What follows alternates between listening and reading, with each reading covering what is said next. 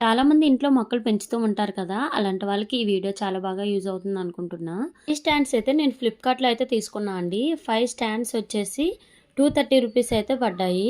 Quality అయితే చాలా బావుందండి.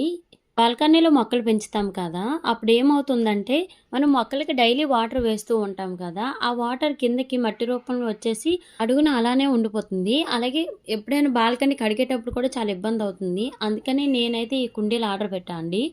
చూడండి ఈ విధంగా పెట్టాక చాలా బావుంది. ఇంకా మనకి బాల్కనీ కడిగేటప్పుడు కూడా ఎలాంటి ఇబ్బంది కూడా ఉండదు. మనీ ప్లాంట్ కిందకి పడిపోతూ ఉంటుంది కదా! అందుకే నేను ఈ క్లిప్స్ అయితే ఆర్డర్ పెట్టా అండి. చాలా బావుంది.